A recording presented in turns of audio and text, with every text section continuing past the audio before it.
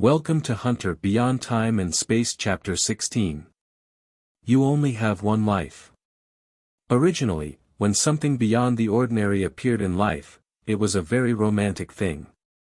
It's like a fairy tale for adults. The Hogwarts acceptance letter that you didn't receive as a child seems to be not so far away from yourself. However, this malignant news is like a pot of cold water, extinguishing the enthusiasm in many people's hearts. Only at this time can everyone realize that the world is far from being so beautiful. Perhaps the world will change, but human nature will not. Future technology is too valuable. Not to mention the materials and structures of bionic limbs, just the technology of connecting mechanical limbs to nerve cells is enough to drive many people crazy. This is the real future technology. Instead of expecting alien technology, it is better to directly plunder things that are close at hand. And the most important thing is that those ordinary people who travel through time and space, even if they have mechanical limbs, are still vulnerable when facing some armed organizations. The deceased died suddenly at home, and the killer stabbed him in the heart with a dagger from his rib. Compared with mechanical limbs, this dagger has no technical content.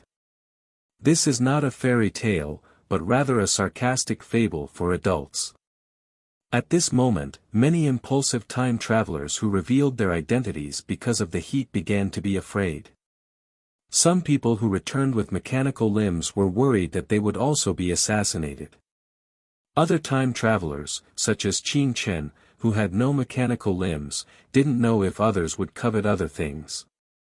Now, there are people in the Japanese media who speculate that killing a time traveler may be able to replace him and obtain the qualification to travel through time. This speculation is too crazy. Before it is proved to be feasible or not, trust between people will probably be completely destroyed. Nan Gingchen, who was still excited before, finally didn't want to ask Qing Chen where to eat anymore.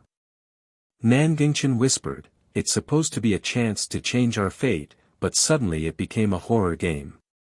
Nan Gingchen and Qing Chen are both in the same boat, both having a gambling father who made a mess at home. Nan Gingchen is relatively better, at least his parents have not divorced, and the family's houses have not been sold. Daily life can be guaranteed, but there is not much pocket money. Qing Chen is even worse, he has nothing left. When classmates gather, no one will call them, because they cannot even afford the pool fees.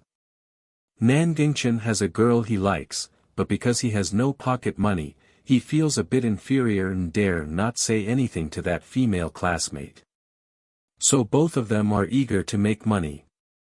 Nan Gingchen previously wrote novels and submitted them to magazines to earn some money, but they sank without a trace. Qing Chen felt that Nan Gingchen's frustration was actually a good thing. You also saw this news. I mean, if you also travel through time, you must be careful and don't talk nonsense when you come back. Yeah, I know, Nan Gingchen nodded, feeling emotional. Why are we so poor? Qing Chen thought for a while and said, "When other people's fathers were working hard, your father was playing cards."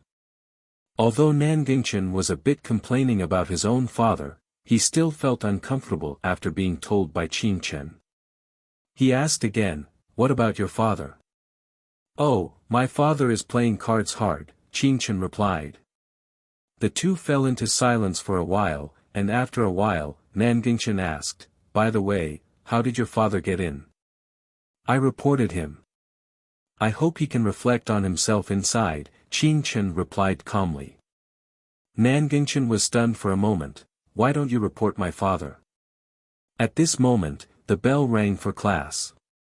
The second period in the morning is English, but the geography teacher came in instead. The name of the Los Angeles Foreign Language School contains the word foreign language, so foreign languages must be valued. The status of the English teacher is relatively high, and basically every English teacher in each class is very good. The school also invited foreign teachers, and from junior high school, students would have one class of foreign teacher every week. Moreover, There are several classes in the school that specialize in small language subjects such as Japanese and German, without learning English. I saw middle-aged geography teacher Chen Yandong saying on the podium, "Your class teacher, Teacher Du, has something to take leave today. The second period will be replaced by geography, and English will be moved to the third period tomorrow morning." Qin Chen was stunned when he heard this. Maybe today's events have had too much impact on him, and he always felt that the class teacher's absence was not that simple. Is Dui Hong also a time traveler? But with so many time travelers concentrated in Los Angeles, how many are there in the whole country? No, no. Qin Chen lowered his head without letting others see his pupils. In an instant, all the events of today flashed through his mind like a movie, and all the information was summarized and sorted out. The second batch of time travelers with countdowns appearing on his arm. The panicked little girl who knew she was going to time travel and was interviewed with her parents. The time-traveling anchor who came out to live broadcast and sell products. The pieces of information drifted down like leaves from the sky, and Qin Chen picked up one useful leaf after another from the air. In the next moment, Qin Chen raised his head in amazement. The distribution of the time travelers found today is distributed like points, concentrated in more than a dozen cities.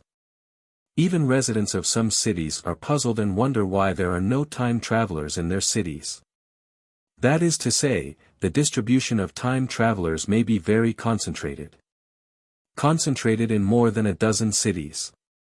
The analysis was too large, and Qin Chen couldn't help but feel dizzy. The last class ended at 5:40 in the afternoon, and Qin Chen skipped class again. Before leaving, the class monitor shouted, "Qin Chen, the textbook fee is due tomorrow, don't forget." "I know," Qin Chen waved his hand. Then, he quickly left the classroom under the envy of Nanjingchen. In the twilight, the students who had just finished class rushed to the cafeteria to eat, waiting for the evening self-study. Qin Chen quickly passed through the crowd and climbed over the wall from a corner of the campus.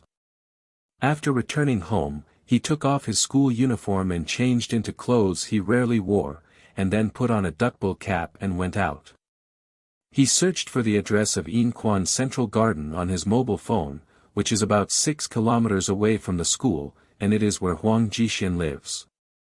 For some reason, there is always an impulse that drives him to want to go and see, although he doesn't know which building or unit the other party specifically lives in, but he just wants to take a look and see what happened to Huang Jixian after returning to the other world and what happened to him. Qin Chen didn't have any extra money to take a taxi. He only had 50 cents left in his pocket, which was all his savings until he played chess with Uncle Zhang in the supermarket next time. Run. Qin Chen didn't pay much attention to exercising before, just followed the morning exercises at school. But he suddenly realized that he must exercise now, and he must have a strong physique to face a dangerous world. You know. In Chinese characters, the word life has never had a homonym, perhaps implying that life is unique. It must be cherished.